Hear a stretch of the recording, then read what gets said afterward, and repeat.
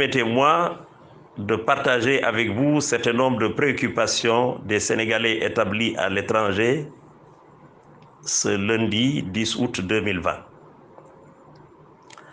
En effet, la grave crise sanitaire en cours à l'échelle du globe a aussi pour conséquence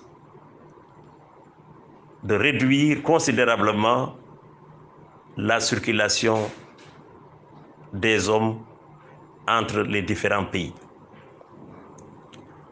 Comme vous le savez, les pays membres de l'espace Schengen de l'Union européenne ont décidé de fermer leurs frontières aux ressortissants de plusieurs pays du monde, dont le Sénégal. Notre gouvernement,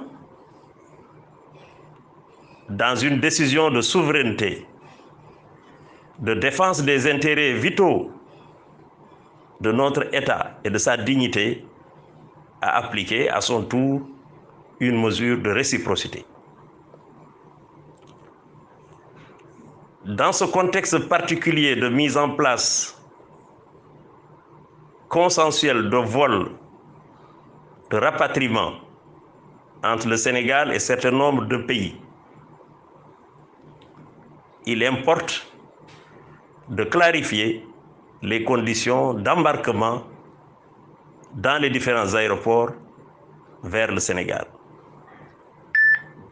Les situations des personnes impactées varient, en effet.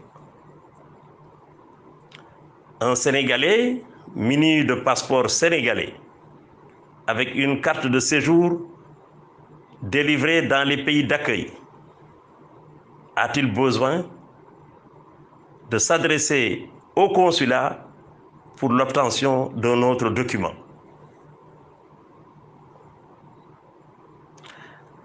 Un Sénégalais qui a acquis une autre nationalité dans les pays de résidence, mais qui a conservé son passeport en cours de validité ou sa pièce d'identité numérisée en cours de validité, a-t-il besoin de faire cette même formalité supplémentaire?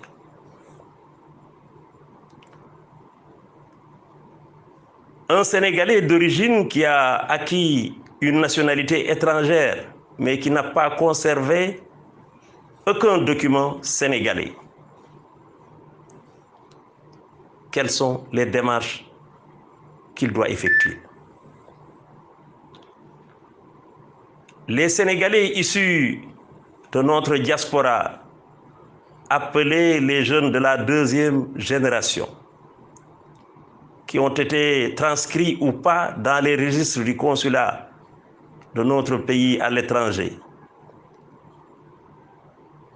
eux aussi, qui ont des nationalités de pays de résidence, souvent, quelles démarches ils doivent opérer? Les ressortissants des pays de la CEDEAO, de l'Union monétaire ouest-africaine, les ressortissants de la Mauritanie, un pays qui n'est pas membre de la CEDEAO ni de l'Union monétaire ouest-africaine, mais un pays frère et frontalier. Le cas des réfugiés dans ces différents États, mais qui ont des attaches au Sénégal. Tout cela, quelles sont les démarches qu'ils doivent effectuer? Nous souhaitons vivement que l'autorité puisse donner, si ce n'est pas encore fait, des instructions très claires, bien définies, vers nos différentes ambassades, vers nos différents consulats. Et ces derniers trouveront des relais dans une chaîne qui peut comprendre à la fois des députés de la diaspora, des élus dans les autres institutions de la République, les présidents d'associations, les regroupements des daïras, et d'autres formes où se retrouvent nos compatriotes pour diffuser l'information vers les Sénégalais. En effet, dans le contexte de crise sanitaire, où les besoins de vigilance, de restriction des déplacements, il importe que nos consulats puissent actualiser les sites web pour ceux qui savent l'utiliser, mettre en place des standards téléphoniques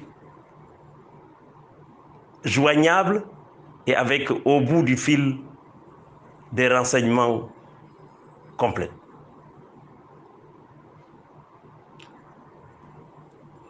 Par ailleurs, oui, il importe d'ouvrir d'autres chantiers qui préoccupent la diaspora. Le problème de la durée de validité de notre passeport, le passeport de la CEDEAO qui est aujourd'hui de 5 ans, nous pensons qu'il est bon qu'il soit porté à 10 ans. Ça faciliterait, simplifierait la vie de beaucoup de nos compatriotes établis dans des pays où nous n'avons pas suffisamment de représentation consulaire ou diplomatique. Les États-Unis, des pays africains et ailleurs. Nous pensons également que l'importation des véhicules par les ressortissants de la diaspora vers leur pays à usage personnel, oui, ce chantier doit être ouvert à nouveau. Son Excellence, le président Macky Sall, à son arrivée à la tête de notre pays, avait amélioré sensiblement les conditions d'âge qui étaient de 5 ans portées à 8 ans. Manifestement, il y a besoin de revisiter ce sujet par une concertation réunissant l'ensemble des parties concernées afin de sortir avec des propositions concrètes où chacun peut se retrouver.